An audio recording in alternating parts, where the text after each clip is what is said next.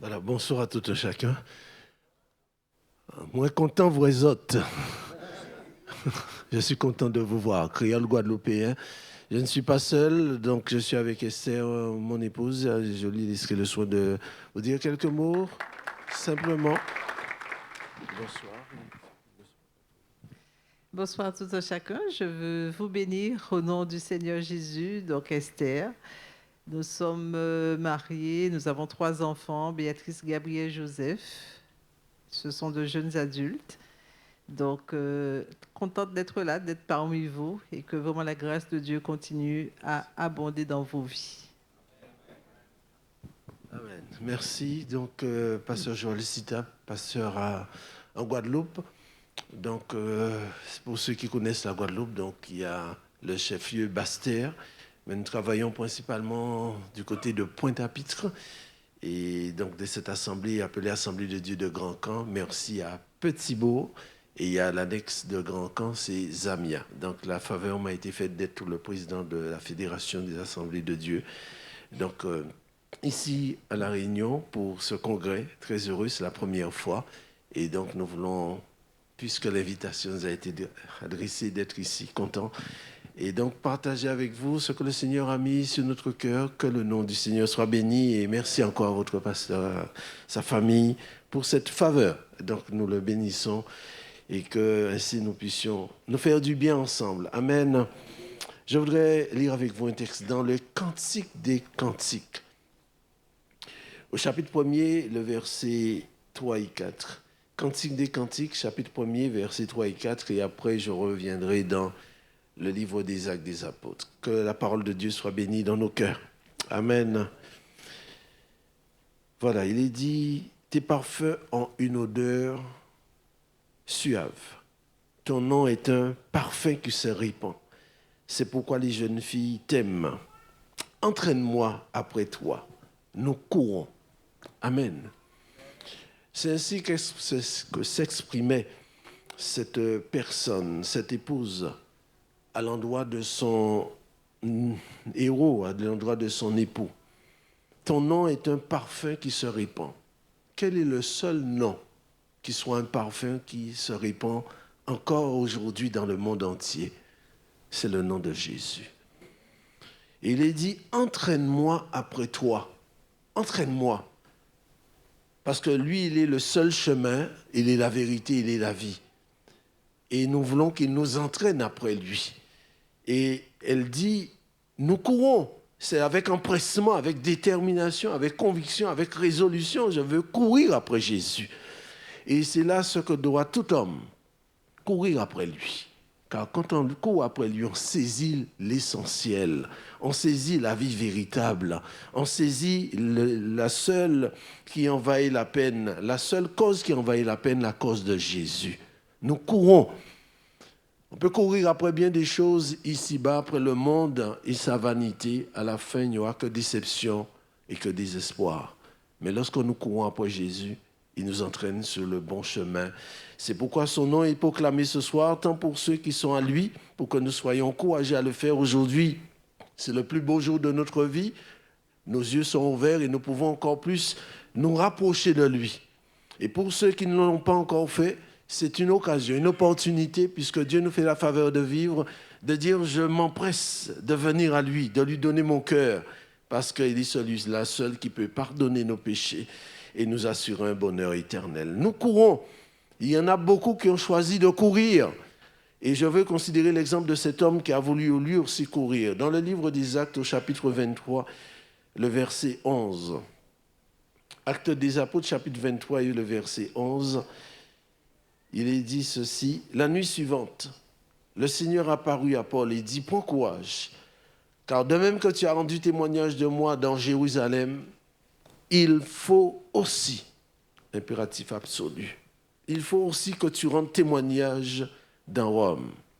Le titre de notre partage, Jésus, je te suivrai. Il faut aussi que tu rendes témoignage dans Rome.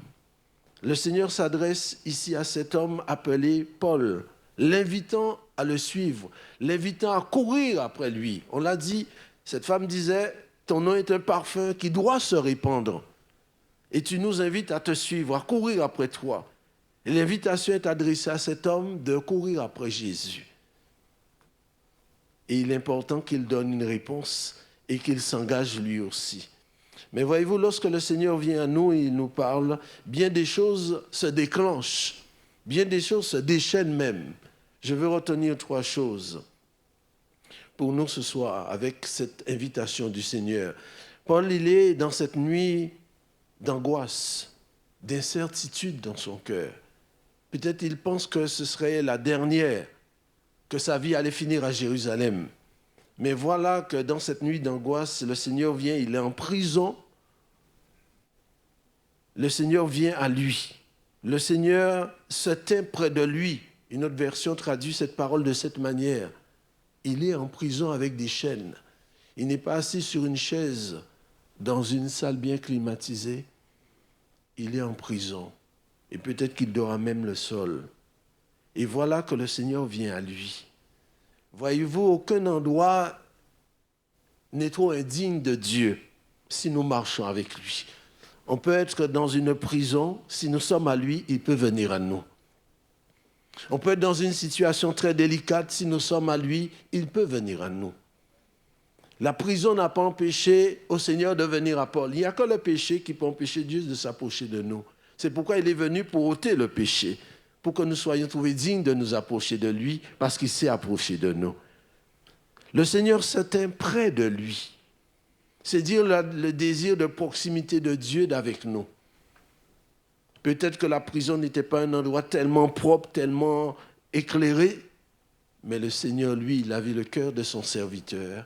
Et à cause de son précieux sang, il peut s'approcher de la personne qui lui appartient. Il lui a donné cette parole dans cette nuit. Le Seigneur n'est pas venu pour lui dire « Tiens, tu es en prison, je te débarrasse de tes chaînes. Je t'ouvre la porte de la prison. » Il lui donne ce projet. « Je veux que tu ailles à Rome. Je veux t'entraîner avec moi à Rome. » Parce que lorsque le Seigneur nous envoie, il ne reste pas en arrière. Il nous précède. « Je veux que nous allions à Rome. Que vas-tu répondre ?» Le Seigneur lui a parlé la nuit. Quand le Seigneur nous parle, je l'ai dit, plusieurs choses se déchaînent. Quand le Seigneur nous parle, c'est son amour qui s'exprime. Il nous déclare sa flamme.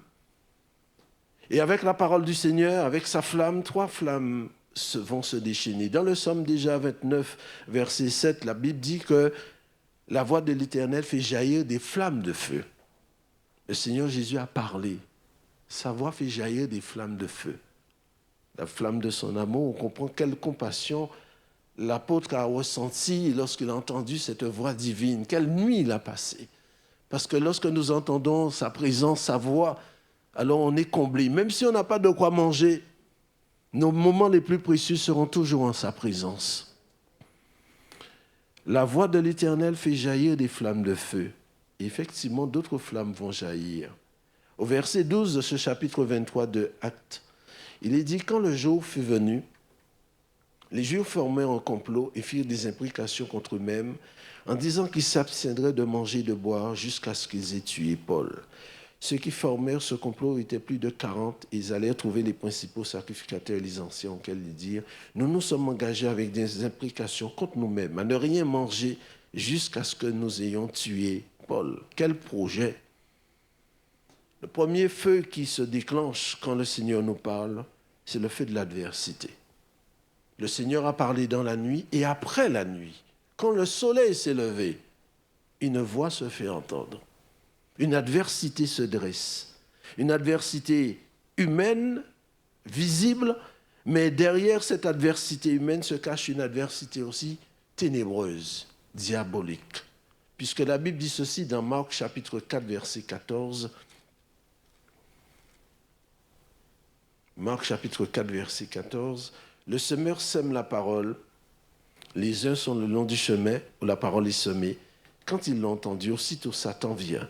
Aussitôt Satan vient et enlève la parole qui a été semée en eux. La première personne qui manifeste un intérêt quand la parole est semée pour les humains, c'est notre adversaire, le diable. Aussitôt, Il ne veut pas que l'homme garde la parole de Dieu. Il ne veut pas que l'homme croie la parole de Dieu. Aussitôt que la parole est semée, il vient. Et nous le voyons dans ce que nous avons lu dans Acte 23. Ces hommes, ils se dressent. Nous voulons éliminer Paul. Et à 2 reprises dans Acte 23, dans ce que nous avons lu, il est employé le mot complot. Complot. Dieu dit dans sa parole, si l'on forme des complots, cela ne vient pas de moi. Isaïe 54, verset 14. Et si ça ne vient pas de Dieu, ça ne peut venir que de qui? De l'ennemi de Dieu. Donc il peut se servir des êtres humains pour vouloir nuire, chercher à nuire à la cause de Christ. La Bible dit que l'ennemi de nos âmes, c'est un voleur. Il n'est pas intéressé par nos fleurs, par les haut-parleurs, par les retours, par les micros, par l'or ou l'argent des hommes. Ce qu'il veut voler, c'est la parole de Dieu dans notre cœur. Mais lorsque nous savons garder cette parole, alors Dieu est glorifié et l'ennemi est défait. Amen. Dieu a un plan contre toute attaque de l'ennemi. Au verset 16 de Acte 23, il est dit, le fils de la sœur de Paul ayant eu connaissance du complot, du guet-apens, allant en informer Paul dans la forteresse. Un adolescent, un petit instrument. Il a entendu. Il n'y a pas de hasard avec Dieu. Rien ne se fait au hasard dans cette vie. Si pour nous c'est hasard, mais il y a une main divine qui contrôle cette vie. L'enfant s'est trouvé là, cet ado. C'est pourquoi dans l'Église, nous bénissons les petits, les moyens, les ados, les jeunes, les adultes, les aînés. Tout le monde a sa place dans l'Église, que l'on soit en santé ou pas. Cet adolescent se retrouve ici. Et nous sommes invités à prier pour eux, pour que Dieu les remplisse de son esprit. Parce qu'il a été d'une belle utilité pour Paul. Il est là, à ce moment-là, et il entend des choses. Et on ne le voit pas, et on ne l'arrête pas. Il comprend ce qu'il devait faire. Il ne dit pas, bon, j'ai affaire, j'ai mes amis, je vais prendre mon vélo et je vais sur la plage. Il court à la forteresse. Il va appeler tonton Paul. Et il va lui dire les choses. Et Paul, qui est concerné, ne dit pas, bon, merci, laisse-moi faire maintenant. Retourne voir ta maman. Il lui dit, va. Il appelle le centenier et parle, dis-lui. Mais on aurait dit, tonton Paul, mais ça te concerne. Paul a su reconnaître qu'il y a une main divine derrière cette affaire. Il laisse Dieu faire pour que la gloire lui revienne à lui et à lui seul.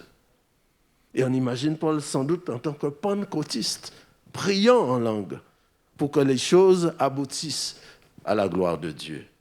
Cet ado va parler, le tribun va l'écouter, lui recommandant même de ne dire à personne. Et qu'est-ce qui va se passer? Au verset 31, il est dit ceci. Les soldats, selon l'ordre qu'ils avaient reçu, prirent Paul et le conduisirent pendant la nuit jusqu'à Antipatris. Le lendemain, laissant les cavaliers poursuivre la route avec lui, ils retournèrent à la forteresse. Arrivés à Césarée, les cavaliers remirent la lettre au gouverneur et lui présentèrent Paul. Dieu a un plan contre toute attaque de l'ennemi. Non seulement Dieu déjoue le plan de l'ennemi, ces hommes, leur dessein n'aboutira pas, mais en plus Dieu fait avancer son plan. Paul quitte Jérusalem et se retrouve à Césarée. Si je suis là et on dit il faut aller à la voiture, il faudrait déjà commencer par descendre, faire un pas. Et c'est ce qu'il fera, un pas. Quittant Jérusalem pour aller dans cette capitale militaire appelée Césarée, et il n'y retournera plus. Dieu sait ce qu'il fait. Et quand on le suit, on n'est pas dans la confusion. Dieu se sert de ce plan machiavélique pour faire avancer son œuvre. Que son nom soit béni. Amen. Deuxième élément qui se déchaîne, acte 24, verset 27, il est dit, 2 ans s'écoulèrent ainsi et Félix eut pour successeur Porcius Festus. Dans le désir de plaire aux Juifs, Félix laissa Paul en prison. Pendant 1 jour, 1 semaine, 1 mois, 1 an, 2 ans, 2 fois 365 jours, il est en prison. Lui qui est habitué à aller en Macédoine, tantôt en Grèce, tantôt à Corinthe, etc. Un homme qui bâtissait les œuvres. Et maintenant, il est comme à l'arrêt. et à l'arrêt en prison. Il n'a rien fait pour mériter cela. On n'a pas de sujet pour le condamner, mais pourtant, on a l'impression qu'il est l'objet des désirs des hommes. Non, le désir de plaire aux Juifs, Félix laisse Paul en prison. Et quand on fait appel à lui, c'est pour le questionner. Après, on dit, retourne dans ta prison. 2 ans. Vous imaginez un homme qui était exercé, habitué à bouger, se retrouver là avec des chaînes. Pourtant, Seigneur, tu m'as dit, il faut que... Ici, il y a le feu de notre constance, de notre persévérance, de notre patience, qui doit s'allumer quand le Seigneur parle. 2 ans ainsi. Je l'ai dit, il n'est pas dans une position confortable, non souhaitable pour personne. Chaîne aux mains, chaîne aux pieds, dans un lieu peut-être avec des ravets, avec des rats. 2 ans. Il ne peut pas se changer tous les jours, manger toujours à sa faim. 2 ans. Est-ce que le Seigneur a oublié? Est-ce que le Seigneur n'en a pas souci? 2 ans ainsi. Vous imaginez son état d'esprit. Il peut même tomber dans une certaine déprime. Les années passent, on ne voit pas les choses arriver. On se dit, Dieu a-t-il oublié? Dieu m'a-t-il abandonné? Les cheveux deviennent d'une autre couleur. Dieu a-t-il changé? Non. Il n'est pas dans une assemblée pour dire, ce dimanche, il ira au culte. Il entendra la manifestation de l'Esprit. 2 ans. Et il supporte. 2 ans avec des chaînes, non pas en or, mais qui tournent autour de sa peau. 2 ans. Est-ce que je veux garder ma fidélité à Dieu? Dieu lui impose d'attendre. Il y a un temps pour tout avec Dieu. Lorsque nous marchons avec le Seigneur, c'est le Seigneur qui marche devant nous et nous derrière. S'il fait un pas, je fais un pas. S'il s'arrête, je ne veux pas être plus pressé que lui. Il était comme à l'arrêt. Le temps ne doit pas nous faire déchoir de notre fermeté. Je veux rester fidèle parce que je sais que le temps lui est soumis. Le Seigneur ne nous oublie pas. Bien au contraire, au lieu de bouder, au lieu d'exprimer une certaine incompréhension, d'en vouloir même à Dieu, parce qu'on peut avoir une certaine amertume envers Dieu. On ne comprend pas. Le temps passe, mais je suis toujours comme ça. Je n'en peux plus. Lui, il reste ferme, parce qu'il sait que Dieu peut se servir du temps pour l'avancement de son royaume. Au chapitre 26, verset 2, pendant ces 2 ans, il lui arrive une expérience. Agrippa dit à Paul, il t'est permis de parler pour ta défense. Et Paul, ayant étendu la main, se justifiant en ces termes, je m'estime heureux, roi Agrippa, d'avoir aujourd'hui à me justifier devant toi de toutes les choses dont je suis accusé par les Juifs. Je m'arrête là. Imaginez le moment.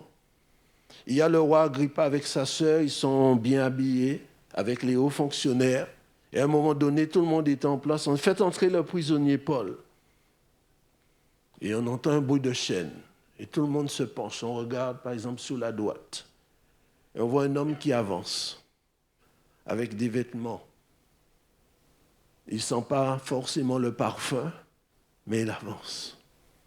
Et quand il arrive au milieu là, devant le roi Agrippa, on lui donne la parole, il lève la main. Je m'estime heureux. L'un pourrait regarder l'autre. Comment est-ce possible? Un homme qui sort de prison, qui est habillé comme cela, qui a des chaînes, et il est devant le roi, et il dit, je m'estime heureux. Il dit, pas roi, justement, j'ai des revendications, je n'ai pas de syndicat, mais je veux te dire 2 ou 3 choses. Non. Je m'estime heureux. Ce qui veut dire que, contrairement à tous ceux-là qui sont là, je suis plus heureux qu'eux. Car voyez-vous, notre joie ne dépend pas de ce qu'on a, l'argent, le pouvoir, comme on a chanté, mais notre joie dépend de Jésus. Et si l'Évangile ne nous donne pas la vraie joie, rien dans ce monde ne nous donnera la vraie joie. Je m'estime heureux. Quoi? Il est en prison. On pourrait le traiter de ce qu'on veut. Il dit, je m'estime heureux, roi Agrippa. Et même plus heureux que lui. Pourquoi? Parce que c'est comme s'il voulait dire au roi, je mesure la faveur que Dieu me fait. Quelle faveur? Eh bien, lorsque Dieu a touché le cœur de cet homme un jour, il y a eu cette rencontre au sommet entre le Christ et cet homme appelé Saul de Tarse. Acte 9, verset 15, Dieu a dit à un homme, cet homme est un instrument que je me suis choisi pour porter mon nom devant des rois. Et il réalise aujourd'hui, bien des années après, c'est ce que Dieu est en train de réaliser. Il lui donne la possibilité de porter son nom devant un roi. Je mesure la faveur. Voyez-vous, Dieu nous fait des promesses, mais se réserve le droit d'assurer l'emballage du cadeau. Parce que si on nous dit, demain tu iras à l'Élysée, on va dire, waouh, bon, je vais chercher le meilleur vêtement, des chaussures. Mais lui, il ne savait pas. Il va se présenter devant Agrippa. Il ne va pas dire, oh, ouais, excusez-moi, mais je n'ai pas de bouton, eh bien, je vais essayer de... Je m'estime heureux. Il ne pensait pas que Dieu, dans ces conditions, lui aurait donné la possibilité de se présenter devant cet homme haut placé. Mais il réalise par là que Dieu est fidèle à ses promesses. Et le Seigneur ne change pas. S'il a accompli la promesse, faite bien des années, de le mettre en présence d'un roi, alors il accomplira encore la suite des promesses. Dieu est fidèle. Malgré ce que nous pouvons endurer, malgré le temps qui peut passer, Dieu est fidèle. Je m'estime heureux à tel point qu'il dira au roi, plaise à Dieu que toi aussi tu deviennes comme je suis. C'est Dieu qu'il savait en qui il avait cru. Parce que c'est vrai, le roi, il est roi, mais on ne porte pas une couronne éternellement. Le roi est un être humain. Et un jour, le roi, le président, puisse-t-il avoir bombe nucléaire ou drone, ou etc., un jour, sa lampe s'éteint. Et s'il meurt sans Christ, les affaires sont mêlées. Plaise à Dieu que tu deviennes comme je suis, parce que sans Jésus, tu peux être roi, mais tu n'as aucune assurance éternelle. Dieu lui a donné donc de vivre ce temps d'attente pour l'exercer à la patience. La patience est une précieuse vertu dans le royaume. C'est Paul qui dirait dans 2 Corinthiens chapitre 12, verset 12, « Les preuves de mon apostolat ont éclaté au milieu de vous par une patience. » Il ne dit pas par des miracles, des prodiges, comme pour séduire, mais il dit par une patience. On est vite gagné par l'impatience. On ne peut pas attendre. On est comme coulé dans ce monde. Tout de suite, photo instantanée, repas instantané, réparation instantanée. Mais le royaume ne marche pas ainsi. J'apprends à attendre Dieu pour aller et pour agir quand il agira et quand il ira. Par une patience à toute épreuve. C'est pourquoi la prison ne l'a pas usé. Au contraire, il a cette joie qui demeure. Et cette joie va lui permettre de tenir face à ce troisième feu. Dans Acte 27, verset 18, que je veux considérer, Acte 27, verset 18, il est dit ceci, « Comme nous étions violemment battus par la tempête, le lendemain, on jeta la cargaison à la mer, et le troisième jour, nous élançâmes de nos propres moyens les agrès du navire. Le soleil et les étoiles ne parurent pas pendant plusieurs jours, et la tempête était si forte que nous perdîmes enfin toute espérance de nous sauver. » Les éléments se déchaînent, le feu des éléments déchaînés. Nous sommes après la parole. On a l'impression que les éléments ont le dessus, une tempête. Il y a des experts marins, des hommes, disons-le, diplômés, capables de conduire un navire. Mais ce jour-là, ils sont comme impuissants. Nous étions violemment battus par la tempête. Nous perdîmes toute espérance. Où est le commandant? Où est le capitaine? Ils sont dépassés. Même le soleil, étoile moyenne, et les autres étoiles ne parurent pas pendant plusieurs jours. On ne veut pas voir cela. Et une tempête qui dure non pas un moment, mais plusieurs jours. Et nous sommes dans un bateau. Nous sommes sur la mer. On n'est pas sur la terre ferme. On imagine l'ambiance à bord. À tout moment, on peut penser que le bateau va chavirer. C'est le désespoir, c'est le cri. On n'a pas envie de manger. Parce que très vite, si on mange, on sait qu'on aura besoin de sachets. Et voilà que Luc écrit, nous perdîmes toute espérance de nous sauver. C'est Luc qui l'écrit. Mais Paul savait ce qu'il avait reçu.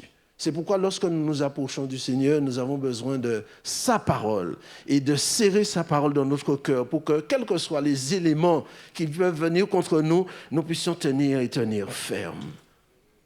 Verset 21, on n'avait pas mangé depuis longtemps. Alors Paul, se tenant au milieu d'eux, leur dit, « Ô homme, il fallait m'écouter, ne pas partir de Crète afin d'éviter ce péril, ces dommages. Car un ange du Seigneur m'est apparu. » Il le dira dans la suite. Un ange du Seigneur se tint près de moi. Dans la Bible, il n'y a pas de vision sans prière.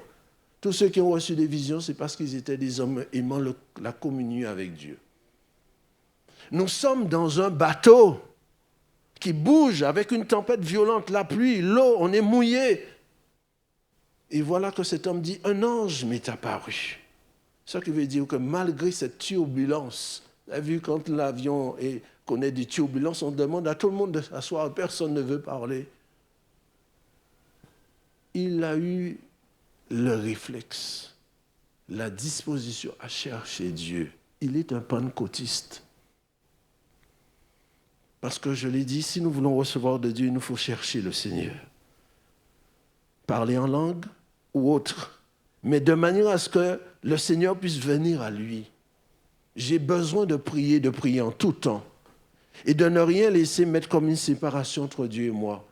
Parce que si on ne fait pas les choses quand tout va bien, ce n'est pas quand tout va mal, cela se fera.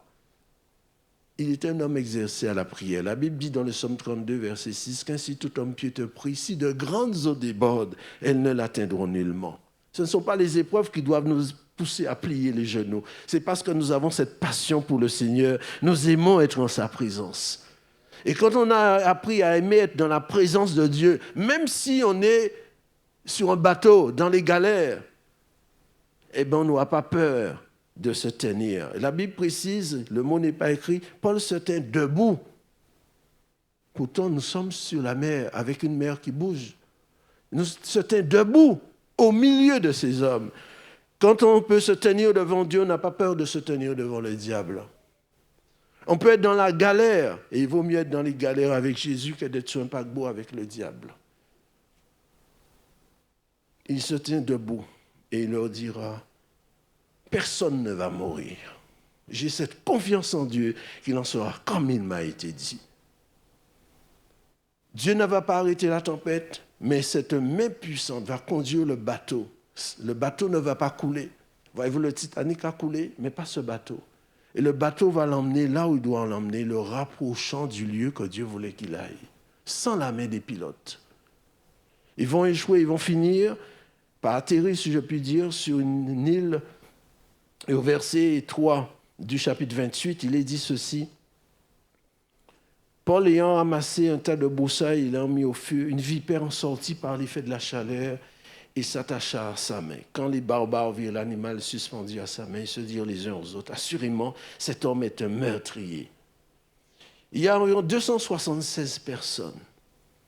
Et voilà qu'une vipère jaillit avec son venin et s'attache dans la main de qui? Paul. On pourrait dire, mais pourquoi c'est à moi que ça arrive?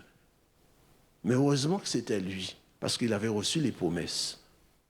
Le Seigneur lui avait donné une parole. Si c'était un autre qui n'avait pas reçu les promesses, il pouvait mourir. Mais lui, parce qu'il a reçu une promesse, le Seigneur ne lui a pas dit, on va couler dans la mer, ou bien un serpent va te détruire. Il a dit, nous allons à Rome. Alors si un serpent sur le chemin, ce n'est pas l'homme de Dieu qui doit mourir, c'est le serpent qui doit mourir. Parce qu'aucun serpent ne peut faire mentir la parole de Dieu. Sa main est blessée, mais l'animal au-dessus du feu va finir par tomber. Le Seigneur nous dit dans sa parole, Marc 16, 18, s'ils boivent quelques breuvages mortels, il ne leur fera point de mal. Une parole qui est aussi véridique aujourd'hui que lorsqu'elle fut prononcée. Parce qu'il y a tellement de breuvages mortels qui se présentent à nous, et on se dit, béni soit Dieu, on peut rendre grâce. Après cela, toujours dans ces éléments qui se déchaînent, verset 8 de ce chapitre 28, le père de Publius était allé au lit malade de la fièvre et de la dysenterie. Paul s'étant rendu vers lui, pria, lui imposa les mains et le guérit. Là-dessus vinrent les autres malades de l'île et ils furent guéri. Voyez-vous, Paul avait reçu une parole, le serpent vient mordre sa main, blesser sa main. Mais Dieu a besoin de ses mains. Et l'ennemi veut toujours faire en sorte que nous ne puissions pas être utiles à Dieu. Paul arrive, il apprend, peut-être il entend les cris du père de Publius, parce qu'il a le côlon enflammé, il souffre, il crie. Et la maladie peut être contagieuse. Il est prisonnier, il a un centenier qui le garde, il n'est pas libre. Et il a à cœur d'aller prier. Mais qu'est-ce que j'ai à faire avec le père de Publius? Et puis je suis là naufragé, qui plus est prisonnier. Il lui faut déjà demander au centenier la permission. Je voudrais aller prier pour cet homme. Est-ce que tu m'accordes ton feu vert? Le centenier lui dit oui. Va voir Publius lui-même. Je voudrais prier pour ton papa. Est-ce que tu es d'accord? Il faut qu'il ait son feu vert. Parce que le puis dit non, ne t'approche pas. Publius est d'accord. Après, il arrive près du papa qui est dans cette douleur. Il se met à genoux et il prie. Ce n'est pas Paul qui guérit, c'est le Seigneur Jésus qui guérit. Je veux lui demander son conseil. Parce que s'il a voulu aller prier, je ressentais déjà l'Esprit de Dieu. Car on peut être naufragé, mais l'Esprit ne se sépare pas de nous. Et c'est ça dont nous avons le plus besoin. Nous sommes le temple du Saint-Esprit. Que l'Esprit me parle, l'Esprit m'anime, l'Esprit me saisisse. Parce que je suis un pentecôtiste et très heureux de l'être. Et sans doute dans ce moment-là, il va pendant quelques instants parler en langue. Seigneur, respire-moi, conduis-moi. Tu es capable de changer les temps et les circonstances. Parce que qu'est-ce que le Seigneur avait à gagner? Publius n'est pas chrétien, Paul est momentanément sur l'île, et il veut aller prier pour cet homme qu'on ne connaissait pas. Eh bien, Dieu a permis que cet homme soit guéri par l'imposition des mains. Comme il peut permettre que quelqu'un soit guéri du cancer, quel que soit le cancer, car le Seigneur, il est le Dieu Tout-Puissant, capable de guérir jusqu'aux maux extrêmes. Il n'a pas changé. La médecine est dépassée, les maladies sont rares, orphelines, etc. Mais Dieu est à la hauteur, capable de changer les temps et les circonstances. Publius est guéri instantanément. Vous imaginez la joie de Paul pour bien montrer que si cet homme est guéri, c'est bien la preuve que Dieu ne l'a pas abandonné et qu'il est capable de se servir de lui. Mais on dira, mais il n'a même pas annoncé l'évangile. Mais ce n'est pas notre affaire, c'est Dieu qui sait ce qu'il fait. Les autres malades, d'autres malades vont apprendre la nouvelle. Et ils viennent aussi. On peut dire, oh là là, Dieu est toujours à la hauteur. Et Paul, voyez-vous, il y avait Luc le médecin bien-aimé avec lui. Mais c'était le temps de guérison du Seigneur. Les autres malades viennent et sont guéris. C'est pourquoi face à la violence de la maladie, nous avons besoin de ce médecin qui ne change pas, qui peut intervenir à n'importe quel moment. Et la part de Paul, malgré tous ces événements qui lui sont arrivés, quand le Seigneur lui a parlé dans cette nuit, c'était de toujours chercher à protéger son onction, protéger cette communion avec Dieu. Seigneur, mon plus grand désir, c'est que rien ne me sépare de ton esprit. Les chaînes de la prison ne peuvent le faire. Les vents déchaînés ne peuvent le faire. Les attaques du diable ne peuvent le faire. C'est mon cœur, sur mon cœur que je dois toujours veiller pour que l'Esprit soit toujours avec moi. Car là où je puis être, l'Esprit de Dieu peut être et ainsi me donner d'accomplir de grandes choses. Je veux conclure avec le verset 16 du chapitre 28. Lorsque nous fûmes arrivés à Rome, le Seigneur lui avait dit, il faut que tu ailles à Rome. Quand le Seigneur lui a parlé, et si le Seigneur nous parle aussi, il nous dit telle chose, on pourrait lui dire, mais Seigneur, je n'ai pas d'argent. Je n'ai pas la carte bancaire, on m'a dépouillé de tout, je n'ai même pas ma pièce d'identité. Quand Dieu a un projet, Dieu a un budget. Lorsque nous fûmes arrivés à Rome, pourtant Rome n'était pas tout près de Jérusalem, ils sont quand même arrivés à Rome, ils ont mis les pieds à Rome. Et on imagine quand Paul arrive à Rome, comme lorsqu'on arrive à Celleux, on est content de dire, nous sommes arrivés. On imagine sa joie, comme il aimait à le faire là où il est, sur une plage qu'on ne le regarde ou pas, il aime se mettre à genoux. Seigneur, nous te remercions. Je reconnais que tu es fidèle. Tu me l'as dit et nous y sommes. Sans argent, sans bras longs, nous y sommes. Toute puissance contraire a été balayée, nous y sommes. Dieu est fidèle. Et puisque nous reconnaissons que Dieu est fidèle, avec tout cela, même s'il y a eu, on a le linge mouillé, on a envie qu'il renouvelle en nous, dans notre cœur, le feu de sa passion. Seigneur, je veux t'aimer aujourd'hui plus que hier, parce que mes yeux voient que rien ne peut obscurcir tes desseins, que rien ne peut s'opposer à tes pensées. Quand ta bouche dit une chose, ta main l'accomplit. Nous arrivâmes à Rome. Et il va rester 2 ans à Rome, dans un domicile avec un soldat qui le garde. 2 ans. Tout comme ces 2 ans qu'il était resté à Césarée. Comme pour dire que Dieu l'avait déjà préparé pour qu'il puisse endurer ces 2 ans à Rome et tenir pour la gloire de son nom. Si le Seigneur est fidèle, comme il l'a manifesté envers cet homme, alors c'est Paul qui dira, le Seigneur, il est fidèle pour nous sanctifier lui-même. Parce que ce dont nous avons besoin le plus dans ce monde, c'est que nous puissions garder sa sainteté.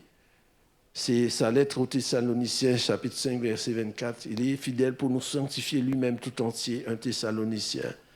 Il est fidèle aussi, 2 Thessaloniciens 3, pour nous affermir et nous préserver du malin, pour que jamais Satan ne puisse avoir le dessus sur nous.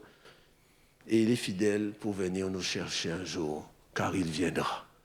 Les temps peuvent passer, le monde peut être en ébullition, les guerres peuvent jaillir, mais il reviendra. Il ne peut pas mentir. Alors c'est pourquoi ce soir, c'est une occasion qui nous est donnée de dire, Seigneur, je veux renouveler mon engagement envers toi. Parce que voyez-vous, quand un homme a vécu une telle chose avec Dieu, quand il s'assied dans ce lieu, ce domicile, après il va bénir Dieu pour ce domicile, même si c'est un studio, c'est tout petit, il n'y a pas Internet, il n'y a pas le portable, il n'y a pas... C'est pas grave, parce que pendant 2 ans, j'ai été en prison, il est venu à moi. Et il dira, Seigneur, sans doute, envoie-moi où tu voudras. Là où tu voudras, je peux être, parce qu'après avoir traversé des choses comme ça, je dis, rien n'est impossible à Dieu. Je sais en qui j'ai cru. Alors, puisse Dieu nous permettre de le dire encore, quels que soient les chemins par lesquels nous pourrions passer. Parce que lorsqu'on a vécu une expérience avec Dieu, on dit, ah Seigneur, je te bénis, tu es vivant, tu es vivant. Il y a longtemps qu'on sait qu'il est vivant. Mais il nous permet de vivre quelque chose en réalisant, ah Seigneur, vraiment, il n'y a personne qui aurait pu faire comme toi. Plaise à Dieu ce soir que nous puissions redécouvrir ce même Dieu de Paul, capable de faire autant avec lui qu'avec nous, capable de nous conduire. Entraîne-moi après toi, parce que c'est sa volonté. Il ne veut pas que nous puissions rester assis. Le frère disait, lorsqu'on a reçu de Dieu, on veut le partager à d'autres. On a encore plus de force. Qu'on nous croit ou pas. Parce que si nous sommes là, c'est parce que quelqu'un est venu nous parler de Jésus. Alors nous voulons le faire avec les autres qui n'ont pas encore reçu.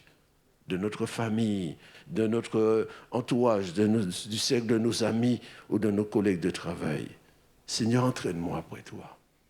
Car c'est son désir pour nous aujourd'hui. Plaise à Dieu qu'il le fasse par son esprit dans votre cœur. Et que son Saint-Nom soit béni.